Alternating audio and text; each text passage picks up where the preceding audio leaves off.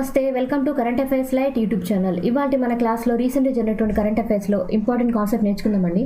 మీకు కనుక మా ఛానల్లో ఉన్నటువంటి వీడియోస్ అండ్ ఎక్స్ప్లెనేషన్ నచ్చినట్లయితే మా ఛానల్ లైక్ చేయండి, షేర్ చేయండి అండ్ సబ్స్క్రైబ్ చేయండి. Welcome to current affairs light YouTube channel. ఇవాళ కాన్సెప్ట్స్ వచ్చేసి ఫస్ట్ వన్, జిఎస్టీ కలెక్షన్స్కి సంబంధించినటువంటి ఒక రికార్డ్ అనమాట. సో రీసెంట్గా ఏప్రిల్ నెలలో వచ్చినటువంటి రికార్డ్స్ ఏవైతే కలెక్షన్స్ ఉన్నాయో జిఎస్టీ కలెక్షన్స్, వాటి పరంగా హైయెస్ట్ రికార్డ్స్ అనేది రావడం జరిగింది. సో ఏప్రిల్ 2024 టైంకి జిఎస్టీ వసూళ్లు ఎంతవరకు రికార్డ్ అవ్వడం జరిగిందంటే 2.10 లక్షల కోట్ల రూపాయల జిఎస్టీ వసూళ్లు అనేవి రావడం జరిగిందనమాట.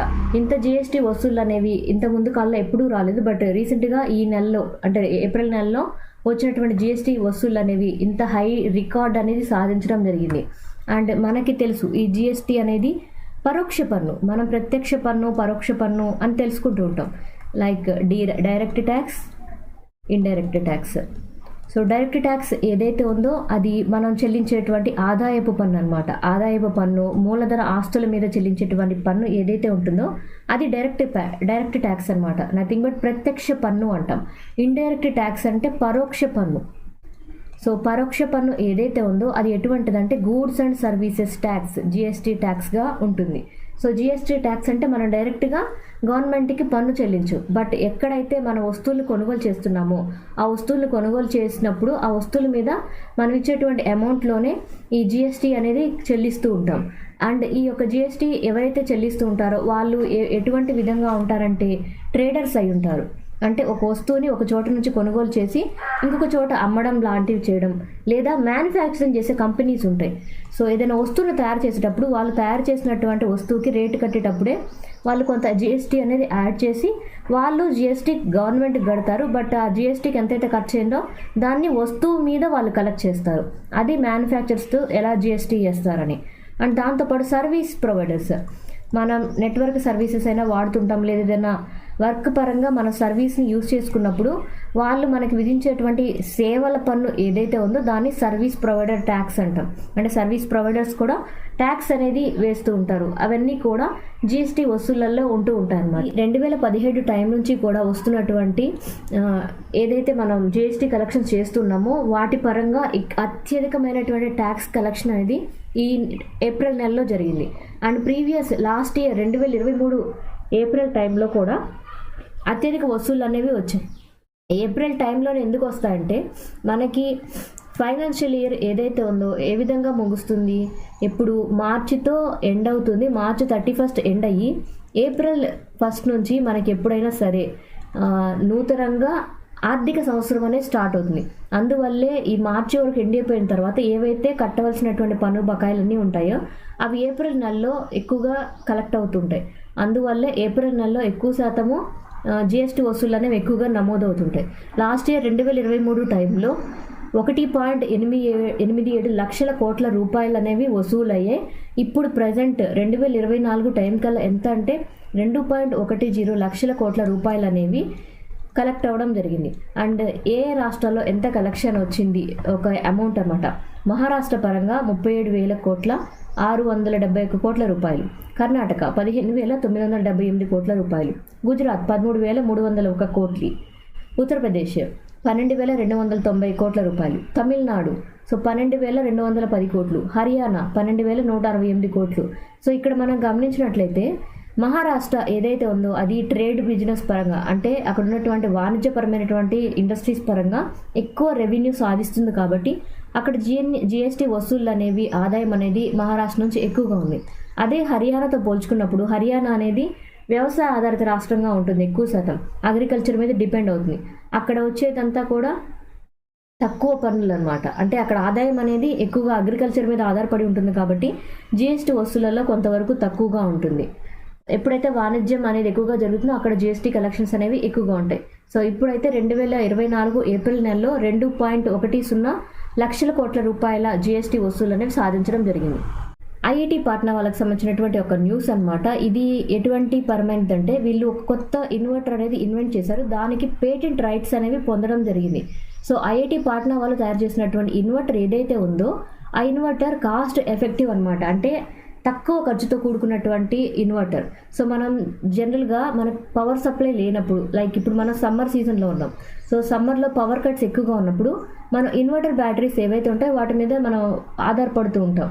సో ఏంటంటే పవర్ సప్లైకి ఆల్టర్నేటివ్గా కరెంట్ లేనప్పుడు ఇన్వర్టర్ వాడతాం. బట్ ఈ ఇన్వర్టర్స్ ఏవైతే ఉన్నాయో అవి చాలా కాస్ట్లీ అనమాట. అంటే చాలా వరకు ఎక్కువ మంది దీన్ని యూజ్ చేయలేరు. బట్ ఈ ఇన్వర్టర్స్ ఎప్పుడైతే తక్కువ ఖర్చుతో వినియోగించబడతాయో అండ్ ఎక్కువ మందికి ఇవి అందుబాటులో ఉంటాయో ప్రతి ఒక్కరు వినియోగించుకోగలుగుతారు అనమాట. సో ఐఐటి పాట్నా వాళ్ళు తయారు చేసినటువంటి ఇన్వర్టర్ ఏదైతే ఉందో అది కాస్ట్ ఎఫెక్టివ్, తక్కువ ఖర్చుతో వర్క్ చేసేటువంటి, తక్కువ డబ్బుకే లభించేటువంటి విధంగా ఇన్వర్టర్ అనేది తయారు చేయడం జరిగింది. అండ్ దాంతోపాటు దీనిలో ఉన్నటువంటి ఫెసిలిటీస్, అంటే ఇందులో ఉన్నటువంటి ఇంప్రూవ్మెంట్స్ ఏ విధంగా వచ్చాయంటే లైట్ వెయిట్ అనమాట. ఇది చాలా తేలికగా ఉండేటువంటి ఇన్వర్టర్, అంటే కాంపాక్ట్ ఇన్వర్టర్ అన్నారు. జనరల్గా ఇన్వర్టర్ అన్నప్పుడు ఇన్వర్టర్ బాక్స్ ఒకటి అండ్ దాంతోపాటు ఉండేటువంటి బ్యాటరీ ఏదైతే ఉందో అది విడిగా ఉంటుంది. ఇవి రెండు కనెక్షన్స్ ద్వారా కనెక్ట్ చేసి మన ఇన్వర్టర్ అనేది వర్క్ చేస్తుంది. కానీ వీళ్ళు తయారు చేసినటువంటి ఇన్వర్టర్ ఏదైతే ఉందో ఆ ఇన్వర్టర్లో ఈ రెండు కలిపి కూడా, అంటే ఇన్వర్టర్ని బ్యాటరీని రెండు కలిపి ఒకే డివైస్లో వచ్చే విధంగా వాళ్ళు తయారు చేయడం జరిగింది. అండ్ ఇది ఏ విధంగా అంటే మనం ఎక్కడికి కావాలంటే అక్కడికి క్యారీ చేసుకొని వెళ్ళే విధంగా పోర్టబుల్ ఐటమ్గా ఈ యొక్క ఇన్వర్టర్ అనేది తయారు చేశారు. అది కూడా ఈజీగా వర్క్ అవుతుంది. అండ్ దీన్ని తయారు చేసి వినియోగించడానికి కష్టపడకుండా ఈజీగా మ్యానుఫ్యాక్చరింగ్ చేశారు. అంటే ఈజీగా ఎవరైనా ఉపయోగించుకునే విధంగా దీన్ని తయారు చేయడం జరిగింది. అండ్ ఇక్కడ ఏదైతే ప్రొడక్ట్కి పేటెంట్ రైట్స్ అనేవి రావడం జరిగిందో అది ఏ కంపెనీ పరంగా పేటెంట్స్ రైట్స్ వచ్చాయంటే పోర్టబుల్ పవర్ టెక్నాలజీ అనేటువంటి విభాగంలో స్టార్టప్ స్కీమ్ కింద ఈ యొక్క పోర్టబుల్ పవర్ టెక్నాలజీ కింద కాస్ట్ ఎఫెక్టివ్ ఇన్వర్టర్ అనేది మ్యానుఫ్యాక్చరింగ్ చేసినటువంటిది ఐఐటి పాట్నా వాళ్ళకి పేటెంట్ రైట్స్ అనేవి వచ్చాయి. సో దీనిలో ఇంకొకటి ఇంపార్టెంట్ ఏంటంటే ఇది క్లీన్ ఎనర్జీని ఇస్తుందని తెలియజేస్తున్నారు. జనరల్గా ఎనర్జీ అంటే మనం ఎక్కువగా కలుషితం అనేది ఎయిర్ పొల్యూషన్ అనేది ఎక్కువగా చూస్తాం. బట్ ఇక్కడ క్లీన్ ఎనర్జీ అంటే అది పర్యావరణాన్ని కలుషితానికి గురి చేయకుండా వచ్చేటువంటిది. అండ్ డ్యూరబిలిటీ కూడా ఎక్కువగా, అంటే ఇది ఎక్కువ కాలం మన్నే విధంగా ఇన్వర్టర్ని తయారు చేయడం జరిగింది. అండ్ ఇక్కడ మనకి ఐఐటి పాట్నా వాళ్ళకి పేటెంట్ రైట్స్ వచ్చాయి కాబట్టి దీనికి సంబంధించినటువంటి డీన్ ఎవరంటే ఏకే ఠాకూర్ గారు. అండ్ ఐఐటి పాట్నా ఎందుకు న్యూస్లో వచ్చిందంటే కాస్ట్ ఎఫెక్టివ్ ఇన్వర్టర్ని తయారు చేసేందుకు గాను వాళ్ళకి పేటెంట్ హక్కులు అనేవి లభించాయి. చంద్రుని మీద నీటి ఆనవాళ్ళు ఉన్నాయా లేదా అనేటువంటి అంశాల మీద చేసినటువంటి పరిశోధనలో భాగంగా కొత్తగా కనుగొన్నటువంటి విషయం ఏంటంటే చంద్రుని యొక్క నార్త్ పోల్ మీద, సౌత్ పోల్ మీద కొంత వాటర్ ఏదైతే ఉందో ఆ వాటర్ అనేది ఐస్ రూపంలో, అంటే గడ్డకట్టినటువంటి నీటి పరిమాణంలో ఉన్నట్లుగా తెలుస్తుంది అనమాట. అది కూడా మనం ఈజీగా క్యారీ చేయగలిగే విధంగా, అంటే మనం ఎక్స్ప్లోయిట్ చేయగలిగే విధంగా ఉన్నటువంటి లోతుల్లోనే, తక్కువ లోతుల్లోనే ఉన్నట్లుగా పరిశోధనలో తెలిసిందనమాట. ఎక్కడ ఎటువంటి విషయాల్లో కనుగొన్నారంటే ఇక్కడ మనం గమనిస్తే ఇక్కడ ఉన్నటువంటి బ్లూ స్పాట్స్, పర్పుల్ స్పాట్స్ ఇటువంటి ఏవైతే ఉన్నాయో అవన్నీ కూడా అక్కడ నీటి అణువులు ఉన్నాయి, అంటే నీటి జాడలు ఉన్నాయి, గడ్డకట్టినటువంటి నీటి స్థితిలో వాటర్ అనేది ఉంది అని తెలుస్తుంది అనమాట.